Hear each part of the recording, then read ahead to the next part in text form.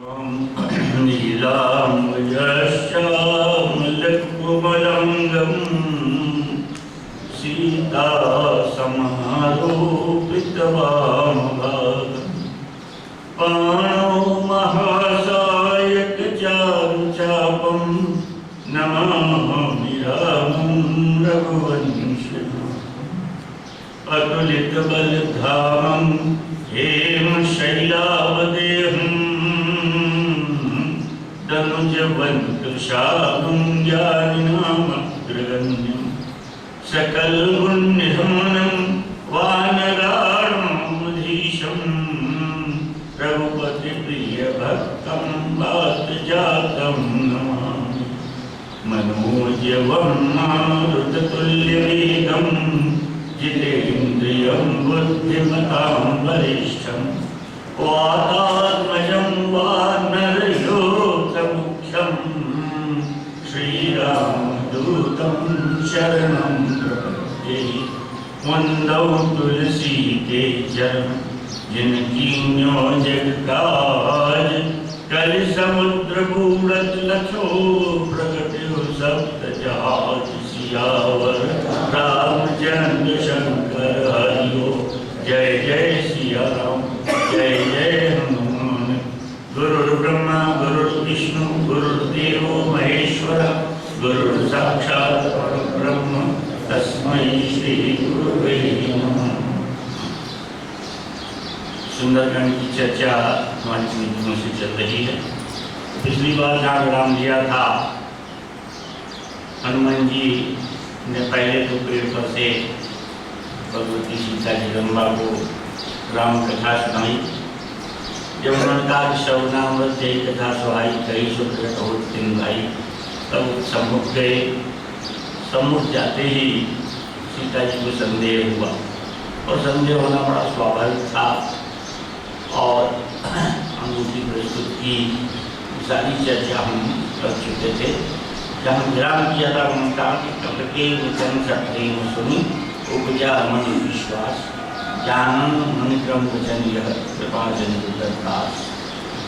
कवि के वचन सुन करके और उनको विश्वास हो गया।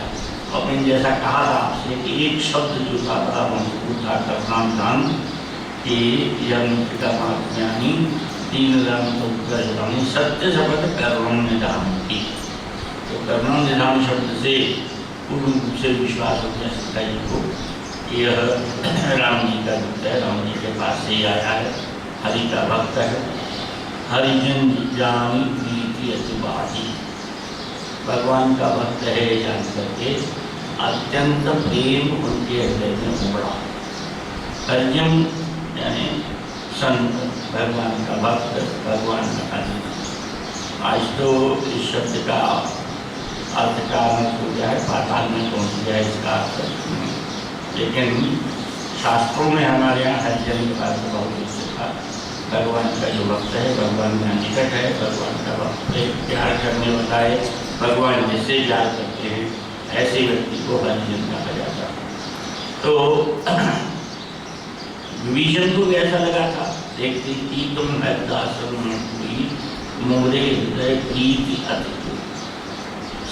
अंतर कम है, अंतर इतना है कि सीता जी को बाद में प्रीति उमड़ी और विभीषण को पहले प्रीति। कारण इसका स्पष्ट यह है, विभीषण स्वतंत्र है, विभीषण अपने घर में था। विभीषण को विप्र में देख करके और सिर्फ इतना ही जरूर लगा कि विप्र रूप में है तो भगवान का भक्त ही होगा। लेकिन इतना निसंकोच रूप से लंका में घूम रहा है, ये क्या कारण है, कैसे घूम रहा है। तो उनको देखते ही मोरे हृदय प्रीति अति हुई। बाद में पूछा कि तुम हो कौन। सीता जी को सारा पूछने के बाद हरिजन जानी प्रीति अति पाई। और ये अंतर होना स्वाभाविक है। हम और आप उस स्थिति में होते तो उनको भी ऐसा ही लगता, क्योंकि सीता जी परतंत्र हैं। सीता जी को तरह तरह से प्रलोभित करने की कोशिश की जा रही है, सीता जी को तरह तरह से माया दिखाई जा रही है। वाल्मीकि रामायण में यहाँ तक वर्णन आता है कि रावण ने एक बार नकली भगवान श्री राम का सिर बनाया, बिल्कुल हूबहू ऐसा ही सिर जैसा कि श्री राम जी का सिर है, कटा हुआ शरीर लेकर के उसका एक सामने उपस्थित हुआ कि देखो मैंने राम का वध कर दिया है, राम का कटा हुआ शरीर मेरे हाथ में है, अब तो तुम राम को यहाँ आएंगे और तुम्हें छुड़ाएंगे, आशा छोड़ दो। तो इस प्रकार से तरह तरह से उन्हें प्रलोभित करने का, तरह तरह से माया दिखने का प्रयास किया जा रहा है। और एक बड़ी बढ़िया बात मुझे ध्यान में आती है, संत ने लिखी है, बहुत अच्छी लगती है कि कुंभकर्ण को जब सारे राक्षस मारे गए, कुंभकर्ण को जगाया था। तो कुंभकर्ण को जगाने के बाद कुंभकर्ण ने कहा कि तुम तो इतनी माया जानते हो, तुम दर्शारी के रूप धर सकते हो, तो तुम राम का रूप धरने क्यों नहीं जाते सीता के पास? राम का रूप बना लो और राम का रूप बना करके सीता के पास चले जाओ, तो सीता ये समझेगी कि राम आए हैं तो तुम्हें अपना लेगी। तो रावण ने बहुत बढ़िया बात कही, जो राम के चरित्र की कितनी उच्चता बता दी। रावण ने उन्हें कहा कि तुम्हारा जो सुझाव है वो मेरे दिमाग में नहीं आया, ऐसी बात नहीं है। मैंने कई बार ऐसा प्रयास किया कि राम को मनाए, लेकिन दुर्भाग्य ये होता है कि जब भी मैं राम का रूप धारण करता हूँ, मुझे संसार की सारी औरतें माता और कहने समान लगने लगती हैं। फिर मुझे कभी किसी को प्रलोभित करने का मन में विचार तक नहीं आता। तो राम का नकली रूप धरते ही चरित्र में इतना बड़ा परिवर्तन हो जाता है, ये राम के चरित्र की उच्चता को दर्शाता। तो ऐसी स्थिति में जहाँ सीता जी वर्तन ग्रहण और अत्यंत दुखी हूँ, वहाँ इनको स्वाभाविक ही परिचय जानने के बाद ही हरिजन जाति के बाढ़ी सजल नयन पुलका बाढ़ी, अंतर में प्रेम उमड़ता है तब। और जब किसी व्यक्ति के प्रति खास तौर पर राम के भक्त के प्रति, संत के प्रति प्रेम उमड़ता है, तो हमारे नयन सजल हो जाएं, हमारे शरीर में पुलकावली हो जाए, रोमांच हो जाए, हमारे रोग खड़े हो जाए। ये एक स्वाभाविक लक्षण है प्रेम, सात्विक प्रेम प्रकट। सात्विक प्रेम प्रकट जब होता है तो इस प्रकार के लक्षण स्वाभाविक ही उत्पन्न होते हैं हमारे शरीर में। और ये हमारे भारत की संस्कृति है कि हम संतों के प्रति, भगवान के भक्तों के प्रति जब देखते हैं तो उनको नमन करने के साथ ही हमारे हृदय में प्रेम उमड़ता है, क्योंकि हम भगवान से प्रेम करते हैं। और भगवान से प्रेम करते हैं तो भगवान से जो प्रेम करता है, एक प्रकार से हमारे जो लाइन का है, हमारी विचारधारा का है, हमारे जैसा है, हमारे विचार उससे मेल करते हैं, उसके प्रति भी हमारे हृदय में प्रेम उमड़ता है। और ये होना अत्यंत स्वाभाविक है। ये हमारी भारत की संस्कृति शब्द आता है तो एक बात बड़ी बढ़िया मुझे याद आती है, मेरे परम पूज्य ब्रह्मलीन गुरुदेव जी की। एक दिन उनसे भी चर्चा कर रहा था, तो मैंने उनसे कहा कि मुझे ये समझ में नहीं आता, संस्कृति शब्द पढ़ते हैं, कई बार सुनते हैं, आखिर संस्कृति क्या है? उन्होंने केवल एक वाक्य में इतनी बढ़िया बात कही। उन्होंने देखो, तीन चीजें हैं मनुष्य के साथ जुड़ी हुई, प्रकृति, विकृति और संस्कृति। बोले हम खाना खाते हैं दोनों टाइम, सुबह शाम भूख लगती है, हमको खाना खाते हैं, ये हमारी प्रकृति, ये हमारा स्वभाव है। तो सुधारती शरीर को हम खाना खाते हैं, तो खाना खाएं ये प्रकृति, हम दूसरे का छीन के खाएं ये विकृति, और हम किसी को खिला के खाएं ये संस्कृति। तो हमारी संस्कृति हमेशा दूसरों को संतुष्ट करके दूसरों के प्रति प्रेम प्रदर्शित करना दिखाती है। फिर सीता जी के हृदय में भी सजल नयन पुलकावली बाढ़ी प्रेम प्रकट हो गया इस प्रकार से। तो कहती है बूढ़त विरह जल निर्माया भय उतार कहूँ जल जाना, कि मैं विरह सागर में डूब रही थी। ऐसे विरह सागर में डूबते समय तुम मेरे लिए जहाज बनकर आ गए और तुमने मेरे प्राण बचाए। स्वाभाविक है, हमने देखा कि वो आत्महत्या करने के लिए तत्पर थी। त्रिजा से बार बार कह रही थी कि चिता बना दो, मेरे शरीर को जलाने की व्यवस्था करो, अब मैं जीना नहीं चाहती। तो जो व्यक्ति आत्महत्या करने को तत्पर हो, ऐसे समय में उसको राम की कथा सुना करके और उसको धैर्य बनाना और जाकर के स्वयं प्रकट होकर के राम का संदेश सुनाना उनके आत्महत्या बचाने वाला हो गया। और इतना ही हम देखेंगे रामचरितमानस जिन्होंने भी हमसे पढ़ा होगा और देखा होगा कि हनुमान जी ने जितने भी प्रमुख पात्र हैं रामचरितमानस के, सबके प्राण बचाए, सबके लिए वो जलजान बन गए हैं, सबके लिए भूत बन गए हैं, सबके लिए उन्होंने बिल्कुल अंतिम क्षण में जाकर के उनके प्राण बचा लिए हैं। सीता जी के बचाए, सीता जी हम कह रही हैं, राम के बचाए, राम को जब सीता जी का संदेश दिया कर दिया कि सीता जी सकुशल हैं, जीवित हैं और आप चल करके उनकी रक्षा करें, तो उनको विरह से मरते हुए बचाया। राम के प्राण की रक्षा की, सीता के प्राण की रक्षा की। अयोध्या में जिस समय 14 वर्ष बीत गए थे और राम आए नहीं थे, तो भरत जी ये विचार कर रहे थे कि क्या कारण हो गया, रहा एक दिन अवधि कर, एक दिन रह गया, अभी तक आए नहीं है, पता नहीं मुझे कुटिल जान मुझे त्याग दिया है, तो मैं अपने प्राण क्यों न दे दूँ, अगर एक दिन में भी नहीं आए तो मैं अपने प्राण दे दूँगा। ऐसा निश्चय कर लिया था। उस दिन में हनुमान जी ने जाकर कहा कि जिनकी आप चिंता में दिन रात डूबे रहते हैं, जिनका जब करते रहते हैं, वो अनुज और सीता सहित कुशल से आते हैं। और वहाँ भरत जी ने यही कहा कि मेरे लिए ऊँट बन गए, जहाज बन गए, मेरे प्राण मैं भगवान के विरह में डूब रहा था। यम कहा, वापोत कहा। अब इसमें ही जोड़ा देखिए तुलसीदास जी के काव्य कौशल की बात। यहाँ कहा कि भयउत्तम जल जाना, लंका समुद्र के किनारे है, वहाँ जलजान में जहाज पहुँच सकता है, बंदरगाह है एक प्रकार से। अयोध्या बंदरगाह नहीं है, अयोध्या है वहाँ नदी, और नदी में गोद माने छोटी नौका ही जा सकती है। वहाँ तुलसीदास जी ने गोद शब्द का प्रयोग किया, यहाँ जलजान शब्द का प्रयोग किया।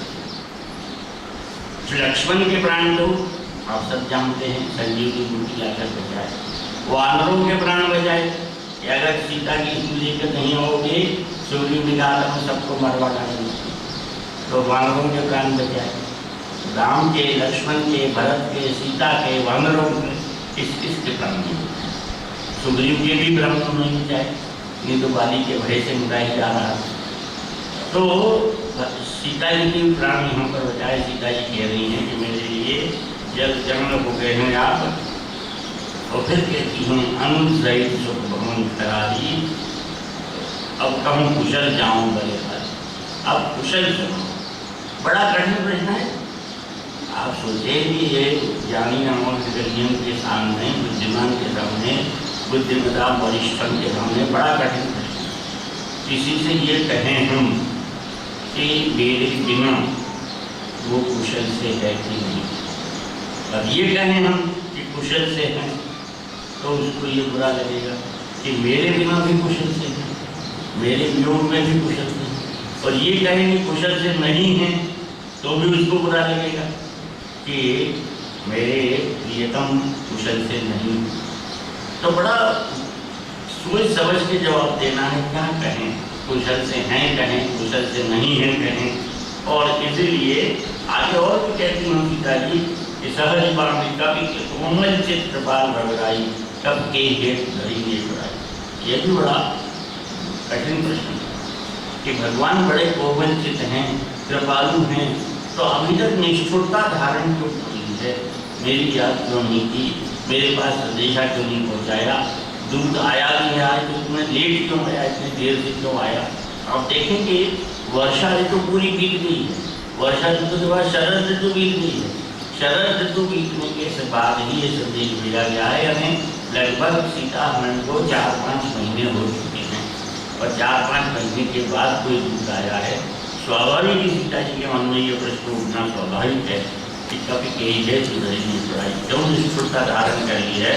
सहज बाणी सेवक सुरगायक, कबहू सूरत करत रखना है, कभी मेरी याद करते हैं। उनकी तो सहज बाणी बने प्रतिज्ञा, बाणी में स्वभाव आदत, तो उनकी तो सहज में ये आदत है कि सेवक सुखदायक, सेवकों को सुख प्रदान करते हैं। ऐसे सेवकों को सुख प्रदान करने वालों ने इतने दिन तक मुझे याद नहीं की, मेरी याद करते हुए अब भूल गए मुझे। कबहू नयन शीतलता का वही है जरत श्याम का। ये मेरे ताड़ शब्द रामचरितमानस में पिता के लिए, माता के लिए, भाई के लिए, बंधु के लिए, सबके लिए, मित्र के लिए, सबके लिए आता है प्रिय संबोधन में। प्रिय जैसे हम कहते हैं कि हमारे प्रिय हो, ऐसे प्रिय के लिए संबोधन है। तो यहाँ जो ताता शब्द है आप देखिए दो प्रकार से, इसके दो अर्थ हैं। ताता शब्द नैन शीतल ताता, एक तो ताता में बुंदेलखंडी में गर्म पेश कहा जाता है। तो जो मेरे गर्म नयन हैं, जो वियोग में आंसू बहाते बहाते गर्म हो गए हैं, वो कभी शीतल होंगे। और एक संबोधन है कि हे तात मेरे नयन कभी शीतल होंगे क्या? और शीतल कैसे होंगे? शीतल होंगे वही है जरा कि श्याम मृदु का शाम शरीर, सांवला शरीर, भगवान श्री राम के दर्शन करने पर ही नयनों को असली शीतलता तो भगवान के दर्शन से प्राप्त होती है। नहीं तो नहीं तो हमेशा ही विषयों को देख देख कर, संसार के विषयों को देख देख कर गर्म होते रहते हैं। तो सच्ची ठंडक जो है वो भगवान के दर्शन से ही प्राप्त होती है। और इतना कहते कहते इतनी व्याकुल हो गई सीता जी, वचन न आओ नयन भरे वाली आंखों में जल भराया, बोलती बंद हो गई, वचन से निकल नहीं रहे हैं। अह नाथ हूँ सारी, उनको ऐसा लगा कि मुझे बिल्कुल भूल गए भगवान, मुझे मेरी याद नहीं कर रहे हैं। मैं यहाँ संकट में पड़ी हुई हूँ और जिनका संकट से उद्धार करने का स्वभाव है वो मेरी याद नहीं कर रहे हैं। बड़ा विचित्र लग रहा है। देख परम विराहा सीता बोला कभी मृदु वचन नहीं। तो बहुत ये चौबत आधार बिल्कुल देखी परम विराहा सीता सोचन कभी कलप समझीता। थोड़ी देर पहले ये ऐसी देखी परम विराहा सीता बिल्कुल डिट्टो वहीं से वैसे पहले रिपीट करती है। जब पेड़ पर बैठे थे तभी विरहा को देख करके उनका एक क्षण कल्प के समान बीता था, और अब क्योंकि सामने है तो बोला कभी मृदु वचन सब सुनता। 3 बार बोले और 3 बार आप देखो तीनों बार तुलसीदास जी ने अलग अलग विशेषण कथा कर। एक तो कहीं सो प्रकट होती श्रवणामृत जही कथा सुनाई। जब सीता जी मरने वाली थी, मरने की स्थिति में थी, मरने की तैयारी कर रही थी, तो फिर कौन से वचन बोले थे? अमृत जैसे, श्रवण के लिए अमृत के समान, क्योंकि मरने वाले के लिए अमृत, तो उस समय श्रवणामृत कहा। अब यहाँ दुखी हैं तो दुखी होते हैं तब इसलिए कौन से वचन बोले? मृदु वचन। जो दुखी हो तो उसको सहानुभूति प्रकट करने के लिए, उसको धैर्य बनाने के लिए कोमल वचनों से बड़े धीरे बोल करके, मृदु वचन कोमल वचन बोल करके, विनीत रूप में हाथ जोड़ के कृपा करके इस तरह से वचन बोलते हैं। तो यहाँ मृदु वचन बोलते हैं। और कब के वचन सप्रेम धुनी ऊंचा मन विश्वास, जब विश्वास दिलाना था तब प्रेम से वचन बोले। 3 बार अलग अलग विशेषण तुलसीदास जी, ये तुलसीदास जी का कार्य कौशल है। वहाँ अमृत के समय, फिर मृदु वचन, फिर सप्रेम वचन। तो अब कहते हैं क्या बोलते हैं? बोले बात कुशल प्रभु अनुज समीपा।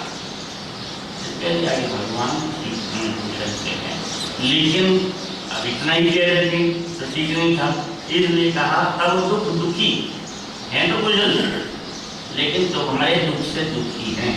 कौन है? सुकृपा निकेता, जो सहज जिनकी कृपा करने की आदत है, और ऐसी वैसी कृपा नहीं, सुकृपा, अच्छी कृपा करते हैं, जो सुंदर कृपा करते हैं।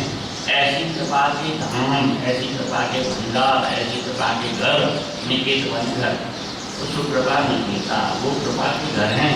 निष्ठुरता नहीं धारण कर सकते, भूल नहीं सकते, वो आपको कभी भी ऐसा नहीं है कि भूल जाए, आपके दुख से दुखी हैं। गीतावली में यहाँ पर एक अलग शब्द दिया, गीतावली में कहा कि तब वियोग संभव दुख दारुण बिसर गई प्रभु सुरति गुण। वहाँ बड़ी बढ़िया बात है कि तुम्हारा वियोग जो हो गया है और तुम्हारे वियोग से इतने दुखी हैं कि उनको अपने बाण की शक्ति भी भूल गई। इतने बाण में शक्ति है, मैं रावण का वध कर सकता हूँ, मैं राक्षसों का वध कर सकता हूँ, ये बात भी आपके वियोग के कारण वो भूल गए हैं। वाल्मीकि ने तो और भी बड़ी विचित्र बात कही है। वाल्मीकि ने लिखा है यहाँ की इतने व्याकुल हैं, उनकी व्याकुलता की दिशा देखिए। वाल्मीकि जी कहते हैं बढ़िया बात करते हैं। योग में कितने व्याकुल हैं। नैव दंशान्नमस्कान के उनके शरीर पे मच्छर काटते रहते हैं, उनको पता ही नहीं चलता। और लेकिन केवल मच्छर ही नहीं, कीटाणु भी काटते रहते हैं। वो देखे रहते हैं आपके याद में इतने व्याकुल हैं, आपकी याद में उतना उनको शरीर की सुधि भूल गई है कि उनके शरीर के ऊपर सरीसृपाण सांप रेंगते रहते हैं, कीटाणु रेंगते रहते हैं, मच्छर काटते रहते हैं। राघवो पनवेद गात्रा स्वगते गाना कि आपके विलाप-वियोग में उतने विदेह हो गए हैं, इतने शरीर की सुध भूल गए हैं कि उनके ऊपर सांप रेंगते रहते हैं, कीटाणु रेंगते रहते हैं, मच्छर काटते रहते हैं, उनको पता नहीं चलता है। तो मुझे ये वाल्मीकि की पंक्ति देख करके एक उर्दू शायर की अतिशयोक्ति याद आ गई।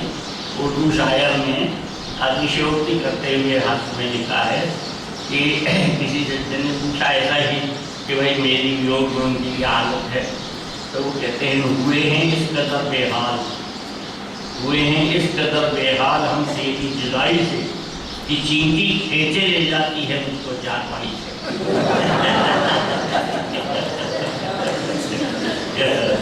तो इस तरह से तो यहाँ पर वाल्मीकि किया कि सांप रेंगते रहते हैं, कीटाणु रेंगते रहते हैं और तो पता नहीं चलता। तो उन्होंने कहा कि इतने बेहाल हो गए हैं कि वो अपने बाल की शुद्ध भूल गए हैं और जनी जननी मानव जीवना तुमते प्रेम राम को। यहाँ देखिए आप ये तुलसीदास जी की काव्य कुशलता, तुमसे प्रेम राम के गुण। तो ये कैसे कह दिया? एक तो आपकी कोई शादी नहीं हुई, आपको प्रेम का अनुभव नहीं, और फिर भी तुलसीदास जी कहलवा देते हैं कि आपसे राम का प्रेम दुगना है। अब दुगना की बात देखें तो मैंने आपसे कहा था जब कुछ उन पंक्तियों को पढ़ रहे थे तब मैंने आपसे निवेदन किया था कि ये ध्यान रखें कि सीता जी को 3 चीजें विपरीत लगी। कौन कौन सी? एक तो पावक में शशि श्रवतन आदि, एक तो चंद्रमा आग जैसा लग रहा है, दूसरा लग रहा है कि अवनी नावत एक तो देखिए तो प्रकट गगन अंगार, आकाश में तारे जो हैं अंगारे तरीके लग रहे हैं, और तीसरे नूतन किसलय अनल समान, नए पेड़ के पत्ते जो हैं वो आग जैसे लग रहे हैं। इन्हें 3 चीजें उन्होंने अपने दुख में तीव्रता से वर्णन की। जब वो आत्महत्या करना चाहती थी तब उनको 3 जगह आंगारे दिखे। अब जब जी राम के विरह का वर्णन करते हैं तो राम के विरह का वर्णन करते समय आप देखें कि थोड़ा सा हम ये दुगना शब्द की व्याख्या करने के लिए आगे बढ़ते हैं कि रघुवर कर संदेश अब सुनो जननी धन की। हनुमान जी कहते हैं कि आप भगवान का संदेश तुम धैर्य धारण करके सुनो। उन्होंने कोई मैसेज दिया है।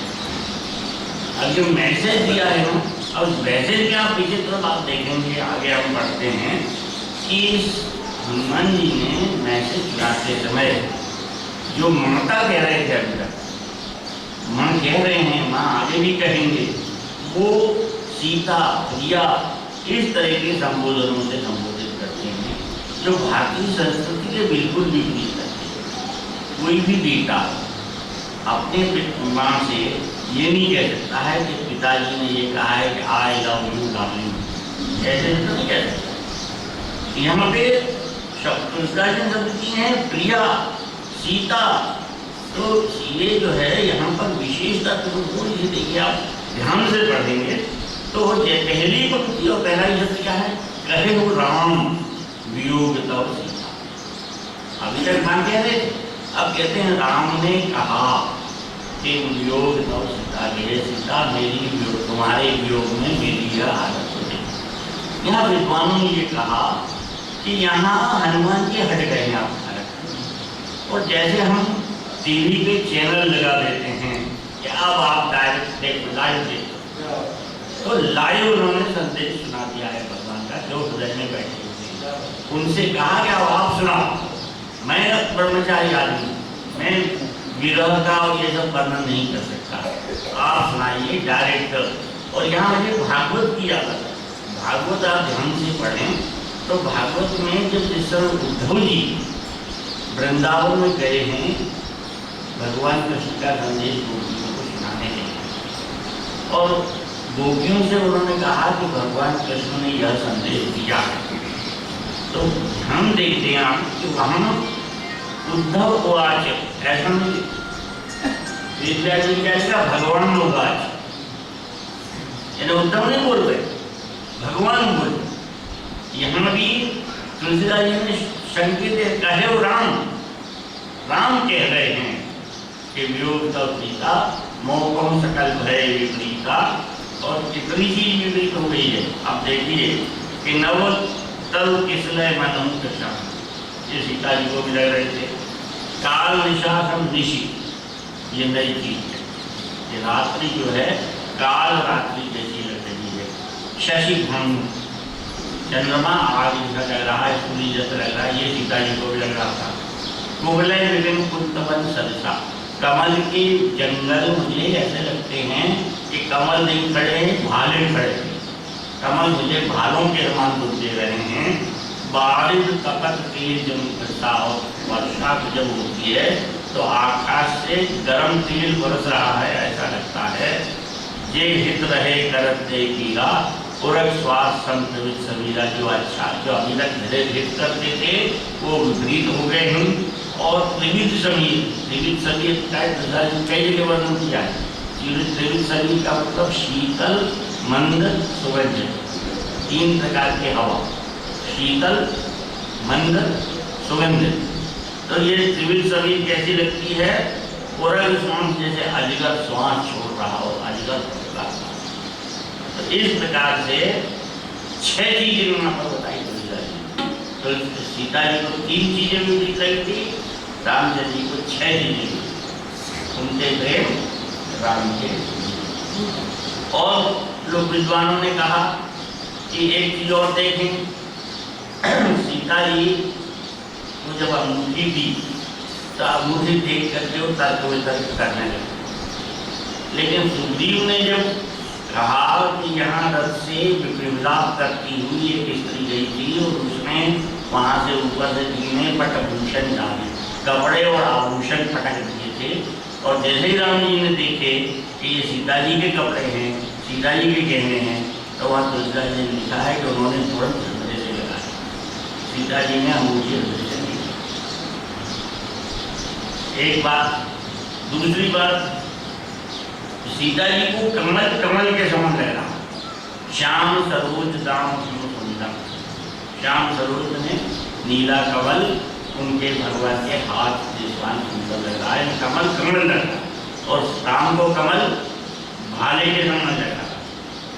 तो अंतर देखिए, एक को कमल कमल लग रहा है, एक को कमल भाला लग रहा है।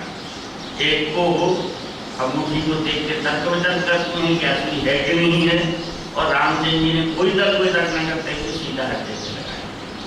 रामचंद्र जी ने अंगूठी अपने मन से दी, स्वयं होके दी, हनुमान जी ने मांगी नहीं थी। और इन्होंने चूड़ावनी मांगने पर दी, मात बोई दीजिए प्रसीना, जैसे रंगनायक जीना। तो ये भी अंतर प्रेम को दिखने है। तीसरा, अरण्य कांड में आप कहेंगे तो अरण्य कांड में सीता जी जब हरण हो रहा है तो सीता जी का विलाप 5 चौपाई में, और हरण होने के बाद राम का विलाप 10 चौपाई में। तो उनके प्रेम राम के। तो ये वैसे विद्वानों के विचार हैं, मेरा अपना विचार ये है, मैं इन सबसे सहमत होते हुए कहता हूँ कि दुख तो सीता जी का ही जाता है, प्रेम सीता जी का ही जाता है। क्यों? सीता जी एक जगह बैठी हैं, बराबर नाम जप कर रही हैं, खाना पीना भूल रही हैं, भोजन नहीं कर रही हैं, कुछ नहीं कर रही हैं। और रामचंद्र जी मजे में घूम रहे हैं, शबरी के यहाँ जाके फल खा रहे हैं, बाली का वध कर रहे हैं, सुग्रीव से दोस्ती कर रहे हैं, नारद को उपदेश दे रहे हैं। तो रामचंद्र जी सब कुछ कर रहे हैं, प्रभु प्रसन्न जाना, हम प्रसन्न हैं। और सीता बैठी सोच करेगा, सीता सो कर। तो सीता जी का प्रेम ज्यादा है, वो उन्होंने सब कुछ छोड़ दिया है और रामचंद्र सब कुछ कर रहे हैं। इसलिए सिर्फ अंतर कितना है कि मैं बड़ी विनम्रता के साथ कहना चाहूँगा कि नारी जाति का प्रेम जो है वो प्रदर्शन के लिए नहीं होता, वो दिखाओ नहीं होता, वो हृदय में होता है, गहरा होता है, हमेशा ज़्यादा होता है, लेकिन वो दिखाते नहीं। अब कलयुग की बात अलग है, अब प्रदर्शन जब बढ़ता जा रहा है लेकिन वैसे नारी का प्रेम हमेशा गोपनीय होता है, हृदय नहीं होता है, दिखाओ नहीं होता। और भाई संकेत दे रहा है, मैं तो शुरू करता कि आज दो दोहे करेंगे, दो दोहे वो बोली पाते हैं, यही विराम देते हैं। बोलिए वृंदावन बिहारी लाल